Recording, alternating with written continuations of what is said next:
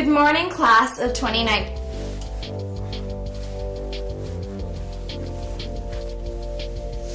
Good morning, class of 2019. I am so privileged and honored to be your valedictorian. Co-valedictorian. I can't even bring myself to say it. Why? Why are there two of us? This is the most dumbfounding scenario in the history of scenarios. Like, who does that? Two valedictorians? And Martin Meyerson is a point away from perfect, so clearly he's not perfect, and I'll never let him live it down. I know, you don't count the SATs towards this title, and fine, he was class president and had a 5.0 GPA all 4 years, and was awarded one of those baseless titles where he has to wear a crown. I roll, but still, I was president of the debate team, the mathletes, the Model UN. Okay, I'm getting off track. Back to my profound and life-altering speech. After 4 years of pure bliss and the overwhelming feeling that we, the class of 2019, have truly become a family, I really can't stand all of you. You made my high school career unbearable. Thank goodness for academia and studs like Socrates and Aristotle. They knew how to treat a woman. Thank you very much. None of you peasants could ever measure up. It's fine that in 4 years, not a single person asked me to homecoming or prom or even to sit with them in the quad. Instead, you spat on me in the halls and treated me like garbage. I will leave you with this. Go out into the world with the tenacity and purpose to do the unimaginable. I believe in you.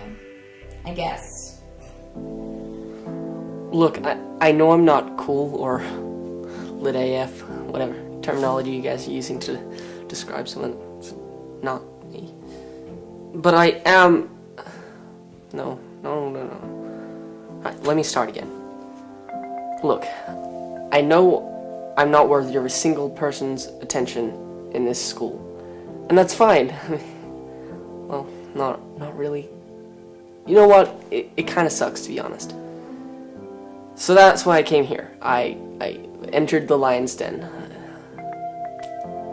so to speak. I've entered your dojo. I've approached the cool kids table. I just wanted to say that I do deserve just at least a little kindness. After all, I am a human being. With feelings. I bleed just like you. I hurt just like you. I cry just like you, but most of all, I understand where you're coming from.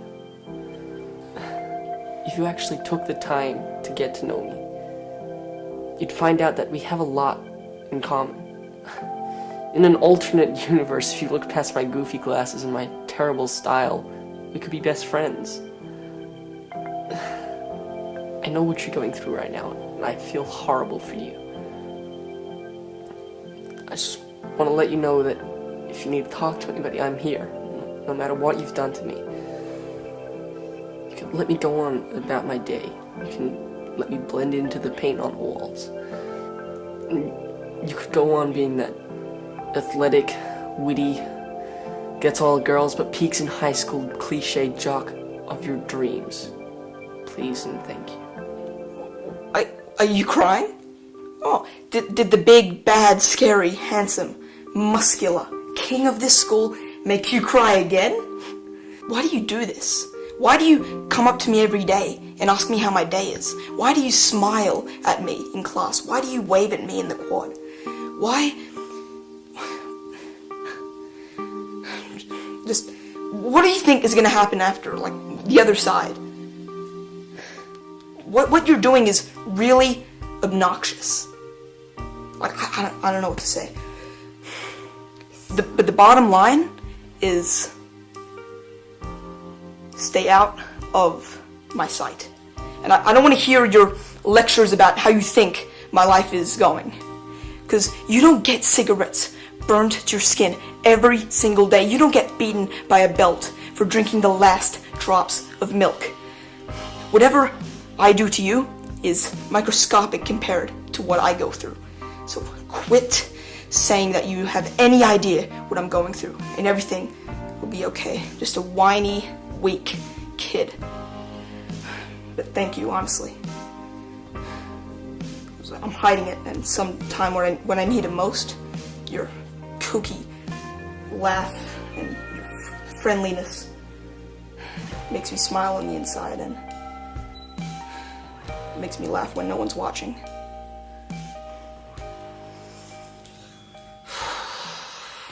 Okay, calm down. You can do this. Ricky, I've been doing a lot of thinking, and wait, before you say anything, I just wanted to let you know that I've always seen the good in you. Under that rough exterior is a most stunning heart of gold, and I feel privileged to be allowed in to see the real you. And I'm breaking up with you, and God, this isn't how I wanted it to go. God, you're moving to college next year, and I feel like we're growing apart, and I feel like you feel the same way too. I mean, we're going on opposite sides of the earth practically, and you need to figure out the real you, because the you that you're showing to the world is, well, it's not you, it's me, but it's definitely not someone else either. It's you and me, but it's not you and me, because I'm breaking up with you. Gosh, this is going so much worse than I thought. I feel like, what's the word I'm looking for? I feel like you're aggro, but that's not what I mean. I mean, but, like the slightest bit of temper, and it just makes it hard to get through all of that stuff and get to the good stuff. And I know it's the real you, and it gets me all mixed up in the head. It's so confusing, but constantly having to defend you puts so much weight on my shoulders. I mean, we're only in high school, and I love you, by the way. Gosh, okay, we're done. Bye, I'm gonna walk away now. Joelle, hi. Hi. I just wanted to see if you're okay. I know this is probably really intrusive of me, but the other day I overheard you talking to your squad. Not squad as in squad goals, but squad as in your actual cheer squad. Lol. Oh, I don't think I've ever said that out loud before. Usually I just laugh. See, that's what I meant. Anyways, I heard you talking to your squad about doing the deed with Ricky, or good old Rowdy Ricky as I like to call him. And by doing the deed, I obviously don't mean that deed, because that's none of my business, but always use protection. That's a lot of air quotes. I'm gonna stop doing that now. This is not how I saw this proceeding. Anyway, the deed. Termination, the conscious uncoupling, or for lack of a better term, breaking up with him. Yeah, that's the one I'm going with. I just wanted to lend my support, my extremely awesome shoulder to cry on, which will probably be a welcome change from Ricky's over-creatine limbs. Just saying. Well, I feel as though my job here is done for now, or only the beginning, dear idol of mine, if you choose. Let me be your ultimate rock. Call me, or DM me, or if you prefer, email me, or tumble me, tweet me, all of the above, or none. Your choice. Also, cheer tryouts next week. I know, but I could be a bass, or a bow tie aficionado, or... Hey. Look at me. Noelle. Damn, this is hard. Come on, just do it. You've been putting this off for way too long. Alright, I'm back. Noelle, just for once, I want you to look me in the eyes and tell me that you don't have feelings for me. Because when you do, I'll see the twitch in your right eyelid. I'll see the pursing of your telltale lips. I'll see the furrowing of your brow, and I'll know that you are lying. I know that you want me to think that you don't have a soul, but you do. I know you want me to think that it's black and decaying. It's not. I get you. I catch glimpses of it when your sister, she She just makes you laugh uncontrollably, even though you've trained every muscle in your face to force a scowl 24/7. I see it every time I bring you the daily newspaper and your eyes just light out reading a 95-year-old's wrenchingly beautiful ode to their husband of 60 years. I see it when you look me in the eyes for a second longer than you should have, and your lips, they just curl up. You're not fooling anyone, especially not me. Takes a deep breath, walks right up to your unrequited love. Professor said unrequited love, and the rest is a beautifully written Jane Austen novel. Oh, come on, Kiki. Use your words. Hi, hey, hello. I'm just gonna cut it right to the chase here. I don't know what the heck you see in her. I mean, come on, I get it, yeah, she's pretty, she's a cheerleader. But just, she's not that amazing. Like, right? Yeah, that was that one rumor that she'd saved that old man from drowning, and the entire family of possums who was simultaneously still drowning at the same time. Okay, like, really, Kevin? Could you be any more cliche? Like, the totally nice guy ends up in love with the head cheerleader? And hoping it all ends up like it does in those cheesy rom-com movies? With him sticking by her side till the end until she realizes that he's the one. And then they ride off into the sunset on a lawnmower, like in our all-time favorite movie, Can't Buy Me Love. Jeez. I'm spilling my guts here to you and I'm failing miserably at it. What I mean to say is that I have loved you since the day that you traded me your strawberry milk for that shriveled up box of raisins back in kindergarten. And the fact that you don't see it is just as big of a letdown as the impending train wreck that is coming your way with your heart in that girl's hands. Or maybe I should just be as cold to you as my sister is to guys. Seems to work wonders for her.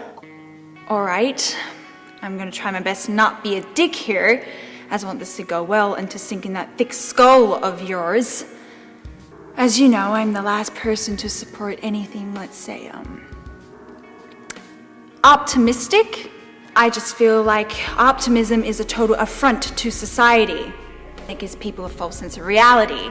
So when a crap storm hits the dry land, I don't want to hear someone say, "Here, borrow my umbrella. It's gonna be clearing up pretty soon anyway." Because you know what? You lend me that umbrella, and you get crapped on instead of me. So, somehow, some way, everyone loses.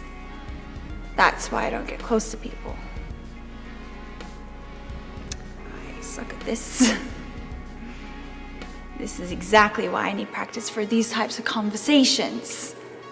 Because I find it really hard to have the stomach to say, "Dear sister." And with every crap storm, there's an exception to a rule. And that rule is you and Kevin, as you're the only two people I can think of.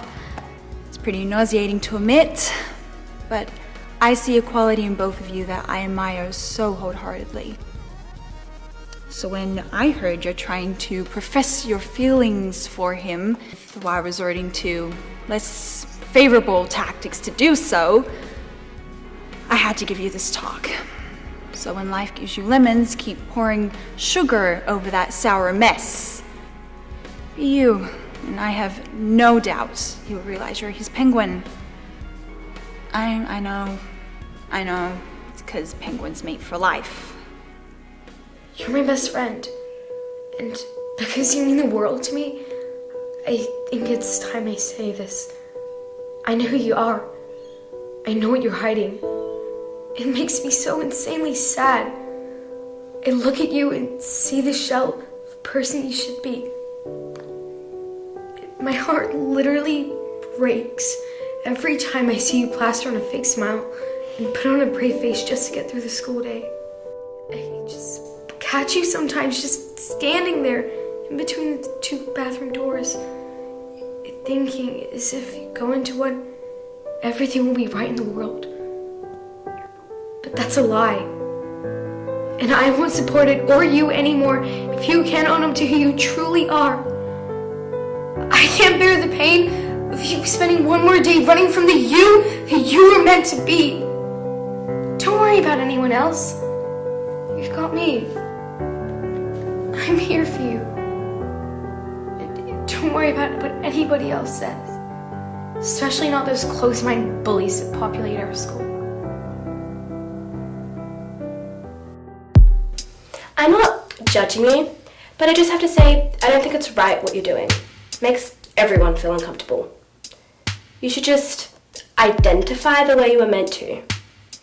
You were born like this, and it's not okay to just decide that you want everyone to be cool with you living as some weird, made-up thing. You're a girl. End of story. I'm not going to call you a them, they, or there. It's stupid. Makes no sense. I mean, it is your life, not mine. But you shoving it down our throats and parading it in front of our faces makes it a problem for me. I don't want to see it or hear about it. I don't believe two women or two men should be able to marry each other. I don't believe they should be able to have kids, and I certainly don't believe that you are allowed to just deny the fact that you are female and be anything you want to be when biology says otherwise. I'm sorry, it's science, plain and simple. And as our class president, I won't have it at our school. So you better start acting like a normal girl, or we will have issues. Look, I'm just gonna come right out and say it. I won't be put in a box. I'm done. I'm fluid, I'm non-binary, I'm genderqueer, but those are all just labels. You can call me Remy, because that's who I am. I don't identify as feminine or masculine. I don't need to make it okay for you to understand. It just needs to be okay for me to live my truth every day. I've never been afraid of anything, ever, except for this. I'm hiding in a stranger's clothes every day. I put a check mark next to female my whole life when there's cells in my body telling me I shouldn't have to. You know that day you made fun of me in front of the whole class and called me every derogatory name you could think of just to try to act cool and impress some dumb seniors? Well, I went home and cried. That night when you came home, I sucked it up and tried to act like it didn't affect me one bit. But it did. It scarred me deep. We're family. You're my sister. We're blood. I'd expect more from you. I'd expect you to at least have my back.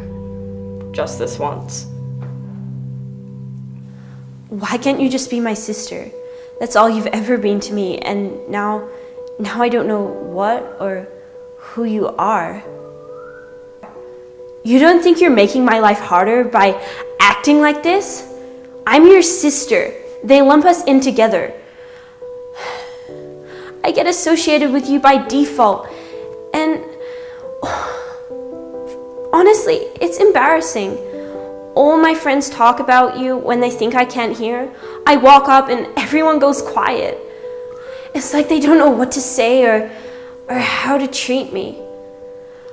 Don't you want me to be happy and live a normal life? I want you to be the maid of honor when I get married someday. I want you to be the godmother to my kids. I want to be able to come to you when I'm crushing on some guy who never notices me, and we can plot ways to get him to fall for me. I want to get pedicures and talk about how dreamy Charlie Puth is, and I want to go on double dates and just I need my sister. I'm really truly trying to understand this new version of you, but I can't. So I won't. It's easier that way.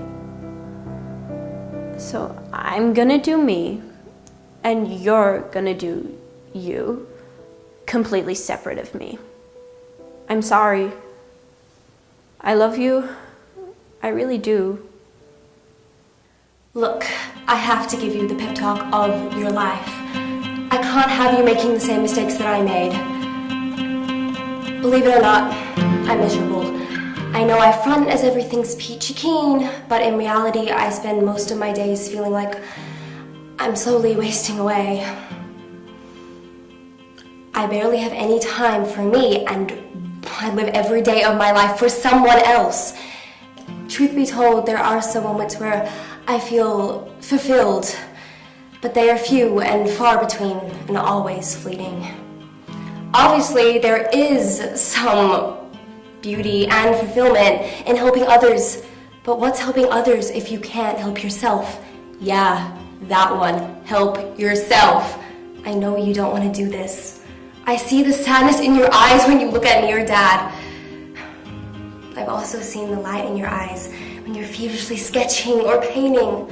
Don't give up that light because you feel some sort of obligation. For what?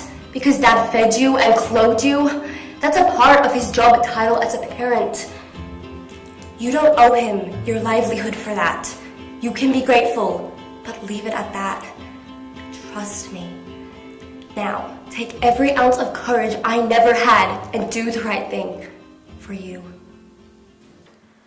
This may be the hardest thing that I've ever had to say to you in my 16 years of being on this planet. I've spent so many sleepless nights thinking of how this will affect you and the rest of the family. And I know that it will hurt you because you want me to follow on in this legacy. But you don't understand, that's so much pressure to bear. That's so much pressure that I think I'm in this position where I have to choose between true passion and love and living a life of mediocrity. And I know you think I'm crazy because no one in their right mind would ever think that the life I'm walking away from is mediocre. But in my mind it is. And I don't want to disappoint you. But I'm hoping that when you see me living out my dream, you'll be proud. So I'm coming to you with this decision that will neverly break your heart, but don't let me catch my breath.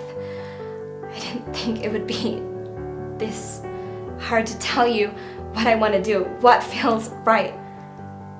I want to be an artist. I don't want to follow in Dad's footsteps and take over the medical practice. I want to spend the next 8 years of my life doing something that I don't want to do. And I know that living a life without creating is not for me. And I love you. And I have so much gratitude for all that you've done for me. But I'm coming here and I'm begging you. No, I'm telling you that this is happening. Hello, class of 2019. Can I get a woof woof? Bulldogs in the house. I love you guys. You're the absolute greatest. Man, how am I gonna say this? How am I gonna come across all confident, inspirational when I'm standing right next to her? Come on, man, you can do this. You can do this in your sleep. Alright, you just gotta kill him with that epic personality and remind them who you are and why they idolize you. Why do they even idolize me? I'm just a teen trying to find my way through this crazy world like the rest of them. Come on, man, you can do this. Fellow graduating seniors, I am over the moon and to not only be your reigning class president,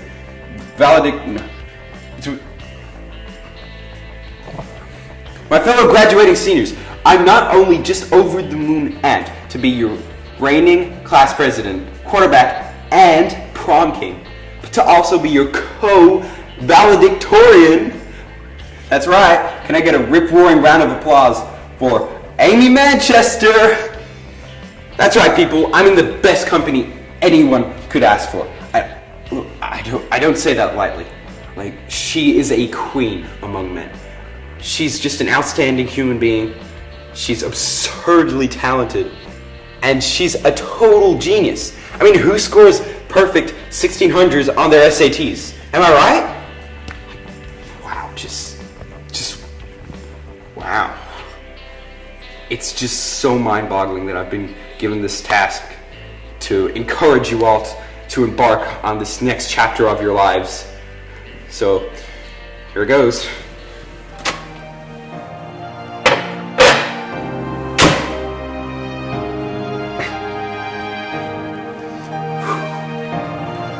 Go out there and live. Do it with purpose. Stand up for yourself when you feel unseen or unheard or unappreciated. No matter what you're going through, always choose kindness over ego. And be a compassionate leader, and those that will walk behind you will always follow suit. Yeah, these are all really great points, and I can see why you were chosen to be my coach. You're very diplomatic. But if I may interject for a moment, I would just like to say that you shouldn't get so wrapped up in validating someone else that you lose sight of who you are and who you want to become. Take care of yourself first, then take care of others. And furthermore, take the leap. Walk right up to that girl or guy that you've been waiting to ask out for the past 4 years and just do it. Regret is the worst form of torture you can experience. So regret nothing and say everything. And to piggyback onto Amy's stellar insight, I would just like to add that if you know anyone that needs that little extra push in the right direction, or that advice that you've been too afraid to share with a friend or a loved one, or that pat on the back to say, hey, you're doing so great, but you could be so much better, don't hesitate, not for 1 second. Be that friend that's there, even if you don't understand what's going on. Leave it on the dance floor, as they say.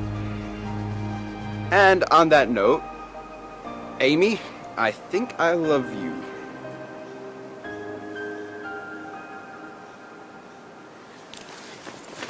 I think I love you too. Congrats, class of 2019. Be epic. What he said.